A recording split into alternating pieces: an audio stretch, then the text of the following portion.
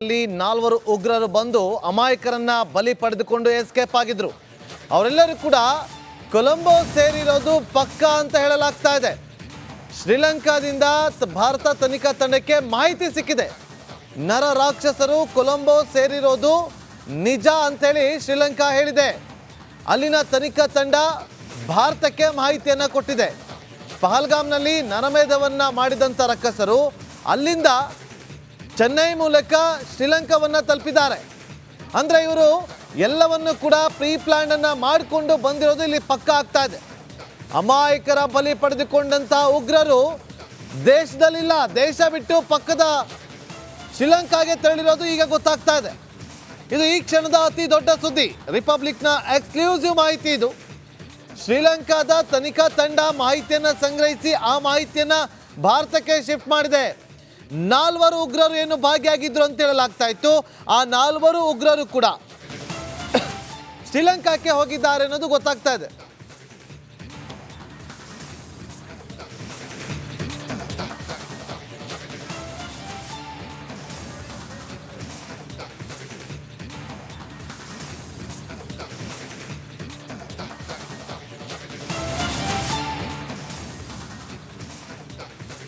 ನೋಡಿ, ನರ ರಾಕ್ಷಸರು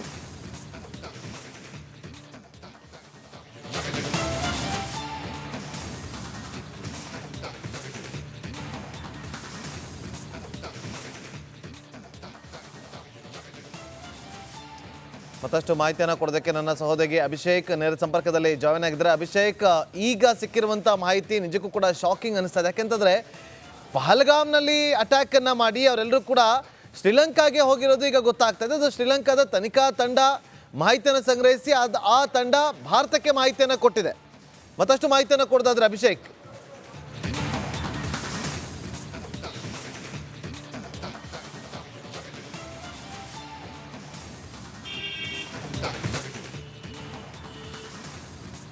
ಒಂದಿಷ್ಟು ಟೆಕ್ನಿಕಲ್ ಡೀಟೇಲ್ಸ್ನ ನೋಡೋಣ ನಾಗೇಂದ್ರ. ಮೊದಲನೇದಾಗಿ ಅವರು ಯಾವ ಫ್ಲೈಟ್ನಲ್ಲಿ ಹೋದರು ಅನ್ನೋದಕ್ಕೆ UL-122 ಏರ್ಕ್ರಾಫ್ಟ್ 4R ALSನಿಂದ ಹೊರಟಿರುವಂಥದ್ದು. ಅಂದರೆ ಶ್ರೀಲಂಕಾಗೆ ಅದರಲ್ಲಿ ತಲುಪಿದ್ದಾರೆ.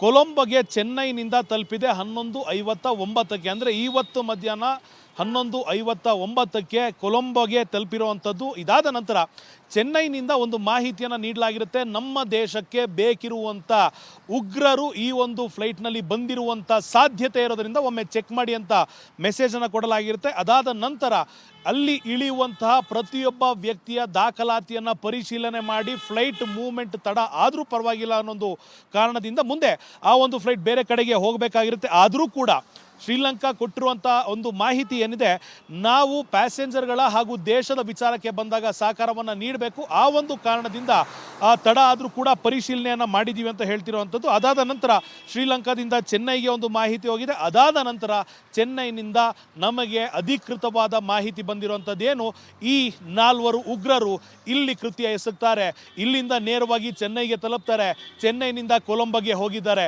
ಇಲ್ಲಿಗೆ ಒಂದು ಕ್ಲಿಯರ್ ಆಗ್ತಿರುವಂಥದ್ದು, ಕೇವಲ 4 ಜನರಲ್ಲ, ಇದರ ಹಿಂದೆ ಶ್ರೀಲಂಕಾದಲ್ಲೂ ಕೂತು ಆಪರೇಟ್ ಮಾಡ್ತಿದ್ದಾರೆ. ಪಾಕಿಸ್ತಾನದಿಂದ ಆಪರೇಟ್ ಆಗಿದೆ. ಸ್ಥಳೀಯರ ಸಹಾಯವನ್ನು ಪಡೆದಿದ್ದಾರೆ, ಓವರ್ಗ್ರೌಂಡ್ ವರ್ಕರ್ಗಳ ಸಹಾಯವನ್ನು ಪಡೆದಿದ್ದಾರೆ. ಅದರ ಜೊತೆಗೆ ಉಳಿದ ರಾಷ್ಟ್ರಗಳ ಒಂದು ಬೆಂಬಲವನ್ನು ಕೂಡ ಪಡೆದೇ ಈ ಒಂದು ದಾಳಿ ನಡೆದಿದೆ ಅನ್ನೋದು ಇಲ್ಲಿ ಕ್ಲಿಯರ್ ಆಗ್ತಿರುವಂಥದ್ದು.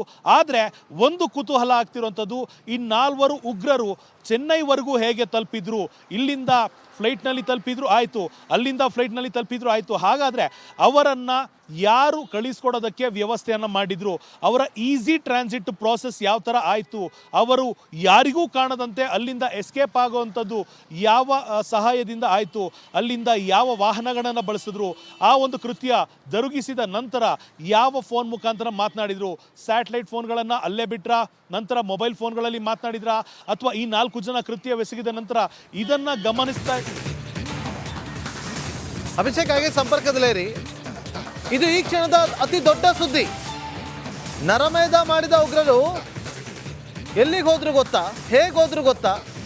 ರಿಪಬ್ಲಿಕ್ ಕನ್ನಡದ ಬಳಿ ಇದೆ ಈ ಕ್ಷಣದ ಅತಿ ದೊಡ್ಡ ಅಪ್ಡೇಟ್. ಹೋಗಿದ್ದು ಶ್ರೀಲಂಕಾಗೆ. ವಿಮಾನದಲ್ಲಿ 6 ನರ ರಕ್ಕಸರು ಇದ್ದ ಬಗ್ಗೆ ಶಂಕೆ ವ್ಯಕ್ತವಾಗಿದೆ. ಚೆನ್ನೈಯಿಂದ ಬಂದಂತ ವಿಮಾನ ಅದರಲ್ಲಿ 6 ಜನ ನರಕಸರು ಇದ್ರು ಅನ್ನೋದು ಈಗ ಅನುಮಾನಗಳು ವ್ಯಕ್ತವಾಗ್ತಾ ಇದೆ. ಸಂಪೂರ್ಣ ತಪಾಸಣೆಯನ್ನು ಕೂಡ ಮಾಡಲಾಗ್ತಾ ಇದೆ. ಪಹಲ್ಗಾಮಿಂದ ಚೆನ್ನೈಗೆ ಬಂದು ಚೆನ್ನೈನಿಂದ ಶ್ರೀಲಂಕಾಗೆ ಹೋಗಿದ್ದಾರೆ.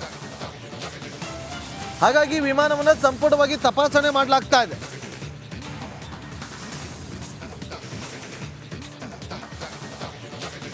ಅಲ್ಲಿಗೆ ಹೋಗಿರಬಹುದು ಅಂತೇಳಿ ಸಸ್ಪೆಕ್ಟ್ ಮೇಲೆ ಈಗ ತಪಾಸಣೆಯನ್ನು ಮಾಡಲಾಗ್ತಾ ಇದೆ.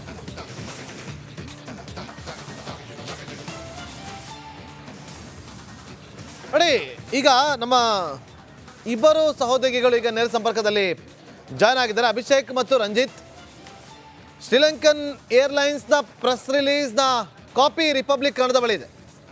ಕಾಪಿ ರಿಪಬ್ಲಿಕ್ ಕನ್ನಡದ ಬಳಿ ಇದೆ. ಇದರಲ್ಲಿದೆ ಯಾವ ರೀತಿಯಾಗಿ ಸಸ್ಪೆಕ್ಟ್ ಇದೆ, ನಾವು ಯಾವ ರೀತಿಯಾಗಿ ಪರಿಶೀಲನೆಯನ್ನು ಮಾಡ್ತಾ ಇದ್ದೀವಿ, ತಪಾಸಣೆಯನ್ನು ಮಾಡ್ತಾ ಇದ್ದೀವಿ ಅಂತೇಳಿ. ನೋಡಿ, ಶ್ರೀಲಂಕನ್ ಏರ್ಲೈನ್ಸ್ನ ಪ್ರೆಸ್ ರಿಲೀಸ್ ಯಾವತ್ತೋದ್ರು ಅಂತೇಳಿ ಇದರಲ್ಲಿ ಕಂಪ್ಲೀಟ್ ಡೀಟೇಲ್ಸ್ ಇದೆ. The safety and security of our passengers and crew remain our highest priority. We try to ensure that the highest standard of safety are ಎಲ್ಲವನ್ನು ಕೂಡ ಮೇಂಟೈನ್ ಮಾಡ್ತಾ ಇದ್ದೀವಿ. ಒಂದಷ್ಟು ಸಸ್ಪೆಕ್ಟ್ 6 ಜನ ಇದ್ದರು, ಅವರ ಬಗ್ಗೆ ಮಾಹಿತಿಯನ್ನು ಕೂಡ ಕಲೆ ಹಾಕ್ತಾ ಇದ್ದೀವಿ ಅಂತೇಳಿ. ಶಂಕೆ ಇದೆ ಅಂತೇಳಿ ನೋಡಿ, ಕಾಪಿಯನ್ನು ನೀವು ನೋಡ್ತಾ ಇದ್ದೀರಿ. ಶ್ರೀಲಂಕನ್ ಏರ್ಲೈನ್ಸ್ನ ಪ್ರೆಸ್ ರಿಲೀಸ್. ಇದು ಈ ಕ್ಷಣದ ಅತಿ ದೊಡ್ಡ ಅಪ್ಡೇಟ್.